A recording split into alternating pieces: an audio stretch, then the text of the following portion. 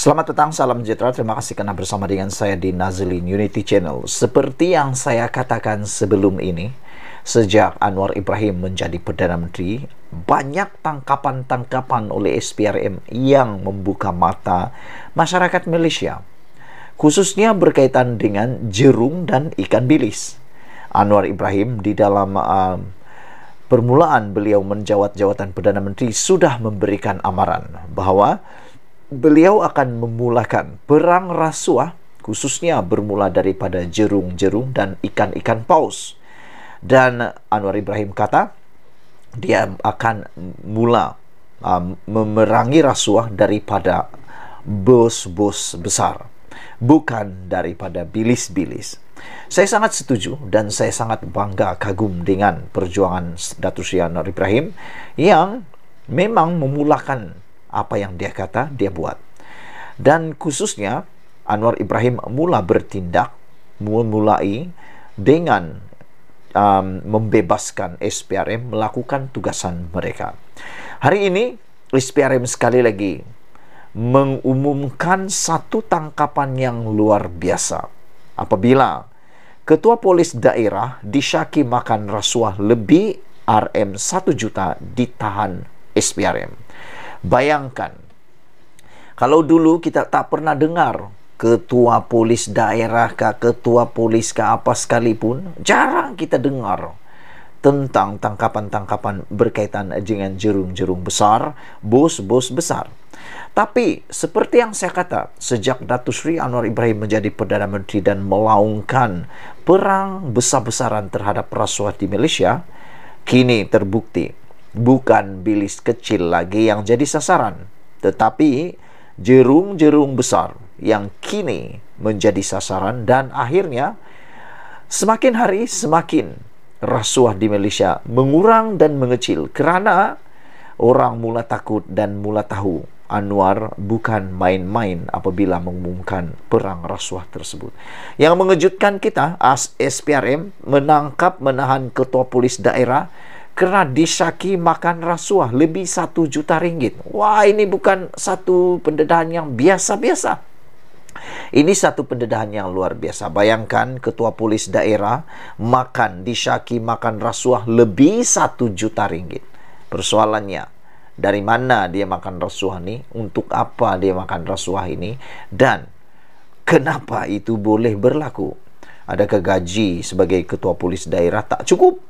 Ataupun oleh kerana sudah menjadi ketua polis daerah, maka bolehlah senang-senang pula menyakau di sana-sini.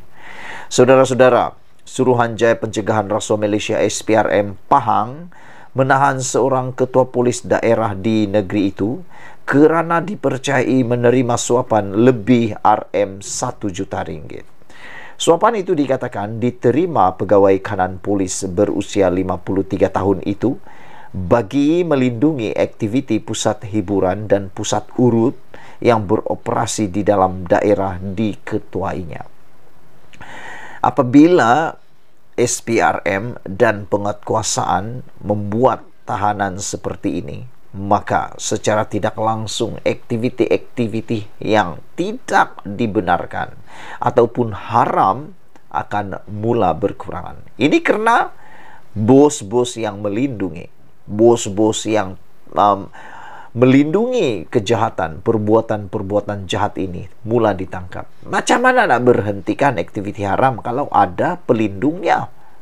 Tapi kita bersyukur kerana dengan adanya SPRM, tindakan SPRM yang gah dan dinamik pada waktu ini, maka aktiviti-aktiviti haram yang dilindungi sebelum ini mula tidak dilindungi.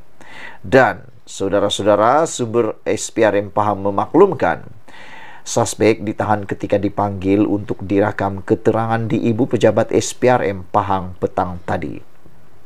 Suapan itu diterima pegawai kanan terbabit antara tahun 2017 hingga 2022.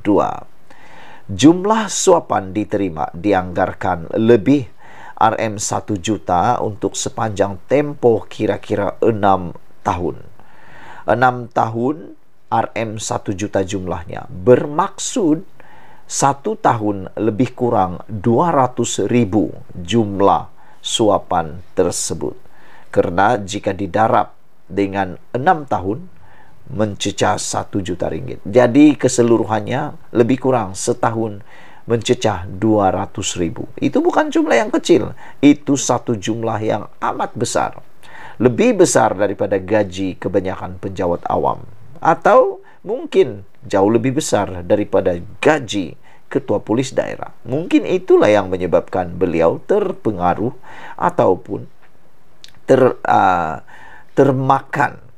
termakan hasutan untuk menerima rasuah tersebut, terpengaruh atau terdedah.